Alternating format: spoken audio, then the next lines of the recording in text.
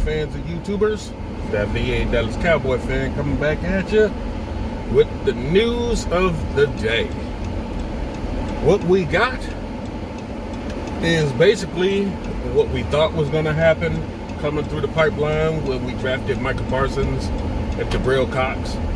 That not only is Jalen Smith's job in jeopardy, but Jalen Smith's 5th-year option, Leighton Vander Esch's 5th-year option has not been picked up. I kind of figured after we drafted Parsons and Friday came and went where they were announcing guys who got their 5th-year options picked up and his name wasn't flashing across the screen, that more than likely it wasn't going to happen. Now, Cowboys are claiming that they are hoping to get more clarity on the salary cap situation before they make a extension commitment to him. They don't want to just do the 5th-year option. They want to extend him long term. Of course, that also involves him not taking, $9 million away from him. So anything they can work out with him will probably be for less money for longer years. You know how they like to lowball people and act like, they know better than anybody else in the room, and that has blown up spectacularly in their faces. But they're trying it again.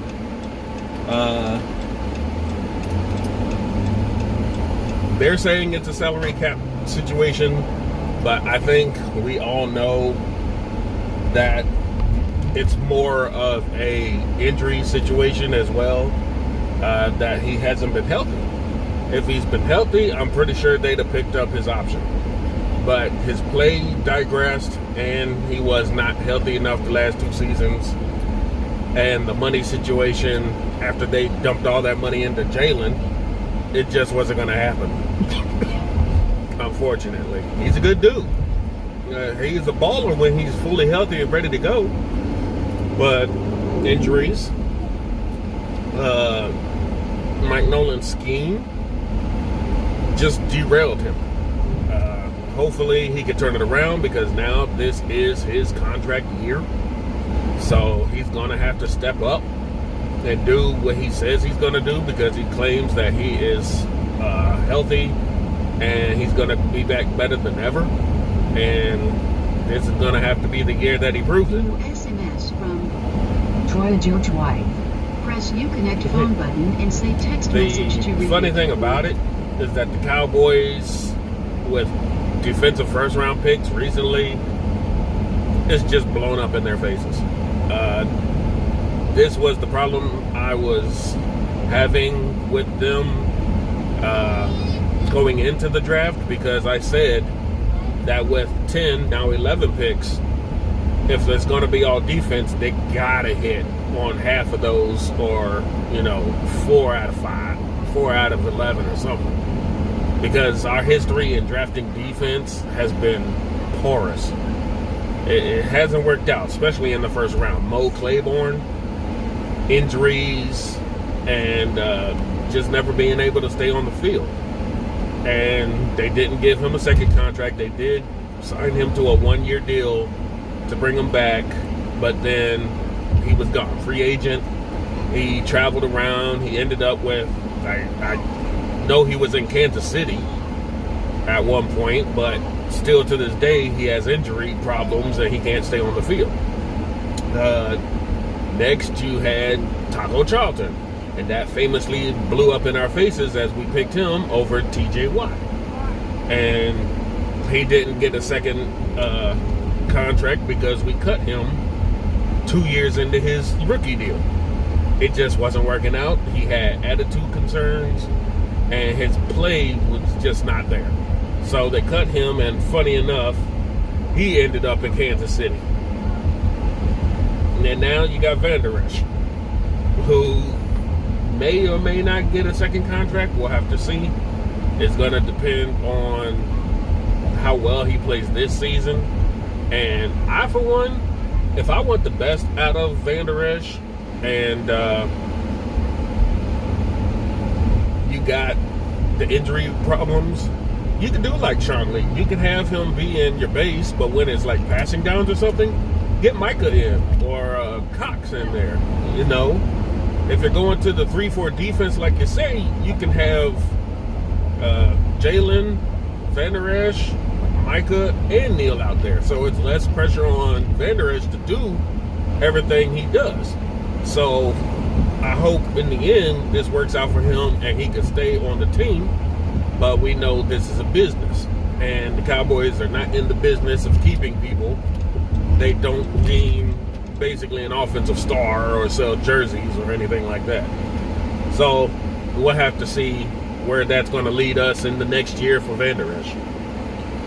Next up, I just wanted to touch up real quick about the 13 undrafted free agents we've picked up so far. We can pick up more. We'll have to see. Right now, we have running backs Jaquan Hardy out of Tiffin and Brendan Knox out of Marshall.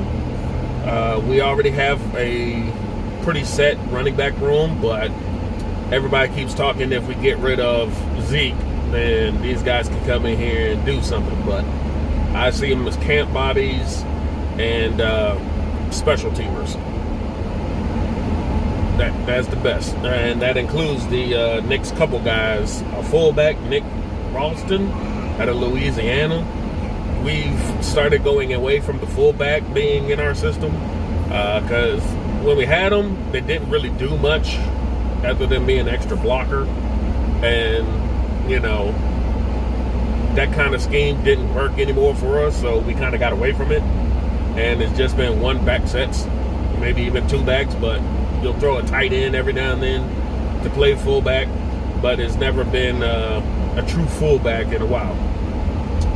Next, we have wide receivers, Brennan Eagles out of Texas, Osiris Mitchell out of Mississippi State, Brandon Smith out of Iowa, and TJ Vasher out of Texas Tech, who people are saying is pretty damn good. They're surprised we got him.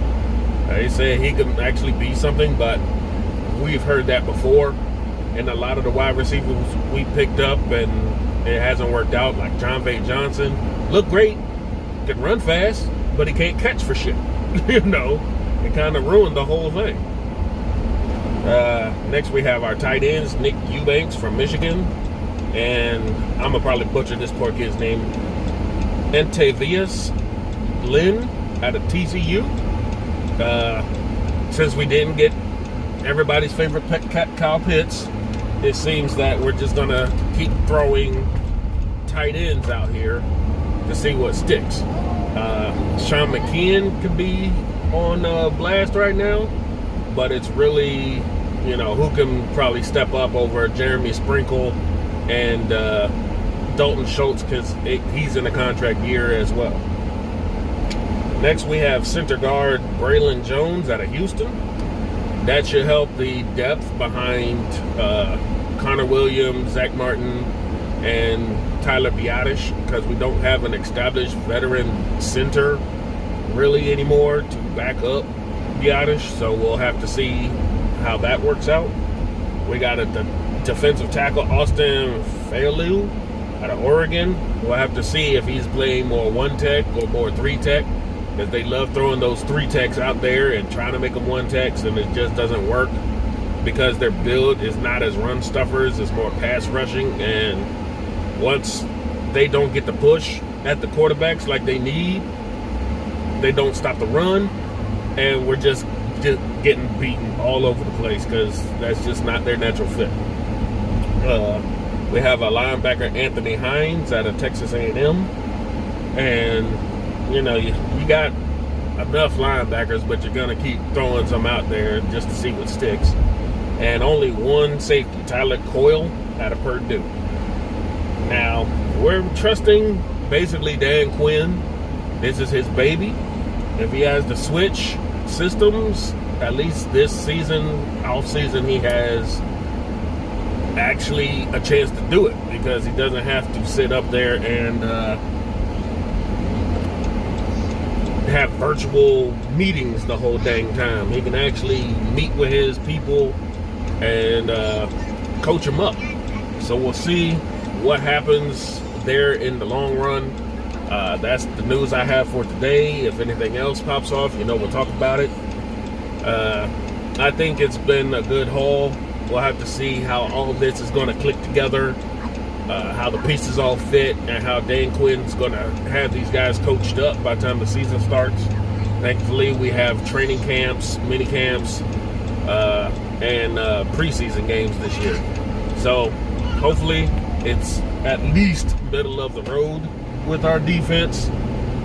Hopefully better, but middle of the road, I'm hoping. If they pass that, I'll be pleasantly happy if we can get back to the playoffs and make some noise. But that's all I got for you for now. Until next time, this is VA Dallas Cowboy fan.